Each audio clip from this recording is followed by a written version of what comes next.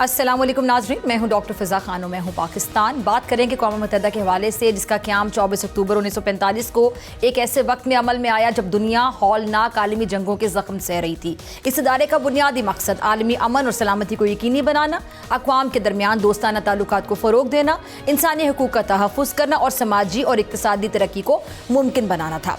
आज जब अक़वाम मुत्तहिदा के क़याम को 80 साल हो चुके हैं, तो एक सवाल उठाया जाता है कि क्या ये इदारा वाकई अपने मकासद के हसूल में कामयाब रहा। अक़वाम मुत्तहिदा ने वक्तन फ़वक्तन दुनिया के मुख्तलिफ़ खित्तों में अमन कायम करने में अहम किरदार अदा किया।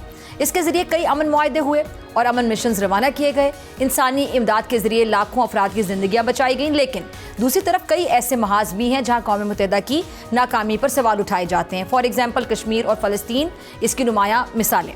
पाकिस्तान और भारत के दरमियान मसला कश्मीर आज भी हल तलब है।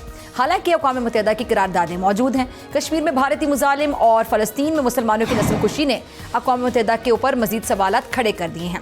अक़वाम मुत्तहिदा की वीटो पावर जो है वो इंसाफ में सबसे बड़ी रुकावट समझी जाती है। अक़वाम मुत्तहिदा की सिक्योरिटी काउंसिल में 5 मुस्तकिल जो अरकान हैं, अमरीका, रूस, चीन, बरतानिया और फ्रांस वीटो पावर रखते हैं, जो इस इदारे की सबसे बड़ी कमज़ोरी बन चुके हैं। अगर कोई करारदाद इन 5 में से किसी एक मुल्क के मफादात के खिलाफ हो तो वो इसे वीटो कर सकता है, और चाहे बाकी पूरी जो दुनिया इसके हक़ में हो।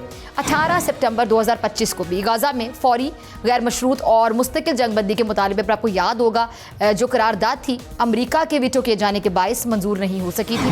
हालांकि 15 रुकनी कौंसिल में से जो 14 अरकान हैं उन्होंने करारदाद के हक़ में वोट दिया था। अमरीका ने 6ठी बार इस करारदाद को वीटो किया।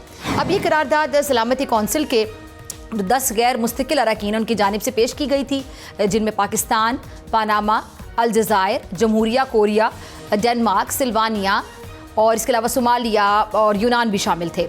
ये हकीकत अपनी जगह है कि अक़वाम मुत्तहिदा इंसानी हकूक़, सेहत, तालीम, माहौलियाती तब्दीली और पनाह गुज़ीनों की बहाली जैसे मैदानों में खिदमात अंजाम देता रहता है। जैसा कि यूनिसेफ की बात की जाए, WHO की बात की जाए, दीगर जो ज़ेली इदारे हैं दुनिया के मुख्तलिफ़ हिस्सों में काबिल कदर काम कर रहे हैं। मगर सवाल यहाँ भी ये पैदा होता है कि क्या इंसानी हमदर्दी के मनसूबे आलमी अमन के फुकदान की तलाफ़ी कर सकते हैं?